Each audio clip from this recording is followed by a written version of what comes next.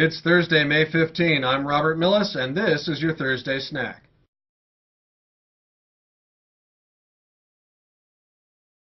Welcome back to Political Lunch. Yesterday, John Edwards finally made his endorsement for Barack Obama. Setting aside that it took Edwards several months to publicly declare his preference, this is a major boost for the Obama campaign and certainly reinforces assertions that Hillary Clinton's campaign is all but finished.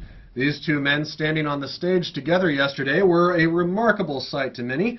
Both handsome young progressive thinkers, both aggressively opposed to continuing the war in Iraq, and both of whom have spent their years outside the Senate focused on domestic issues which affect working class and impoverished communities around the country.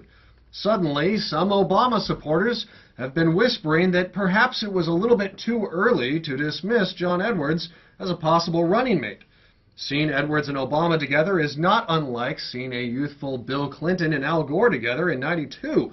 And it's not surprising that both Edwards and Obama have been compared to John F. Kennedy at times. As a duo, the two remind Democrats of better days and better leaders. Unlike John Kerry in 2004, both of these men have the charisma, passion, and disarming nature of John F. Kennedy. And perhaps, some suggest, the Democrats could use the sort of double-barrel charm offensive that an Obama-Edwards ticket could deliver.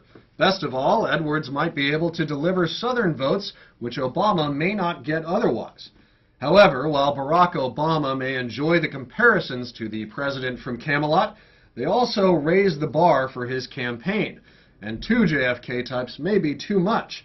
At times, Obama supporters seem to suggest that youth and inexperience somehow guarantee that Obama could be a great president. Of course, it's not quite that easy. Since the U.S. currently has no clear exit strategy for Iraq, foreign policy experience is highly prized. Obama is no war hero and has had very little real practical experience when it comes to foreign affairs. Up against John McCain, Obama will need support of military leaders and some way to demonstrate that he is prepared to command the greatest military force in the world. While it's true that Obama's background puts him more in touch with the everyday struggles of ordinary Americans, how that makes his domestic policy different in a very particular way is somewhat hard to discern. And those issues may not be what ultimately win him the election. If you like policy A, you'll vote for John McCain. If you like policy B, you'll vote for Barack Obama. But if you're still uncertain which candidate is best by the end of October, well, then you're probably looking for other reasons to cast your ballot in one direction or another. For instance, what makes you feel safe? What makes you feel confident about the future of this country?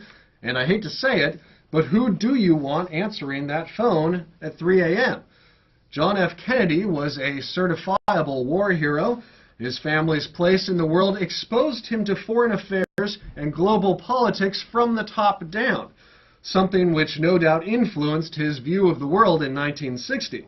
And Obama has argued that he has a better understanding of the struggles of people around the world, but when it comes to facing off against John McCain, fair or not, McCain can easily dismiss that as useless without a greater understanding of global politics.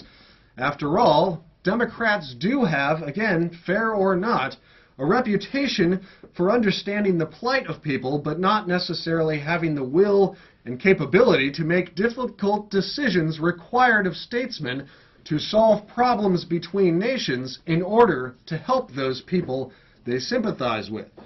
Now, when you take out the voters who've already chosen one party over another, you're left with a small group of people who need to decide which candidate they feel they can rely on to successfully stand up to tyrants with both cunning diplomacy and a clear command of our national military force. While Obama supporters like to remind voters that John F. Kennedy was also accused of being too youthful and inexperienced, it's important to recall that John F. Kennedy did not persuade voters of his abilities on charm and inspiring speeches alone. That war record helped ease a lot of uncertain minds. As Obama's team looks for a possible running mate, they're going to have to remember the power of that experience and the fact that John Edwards does not have it.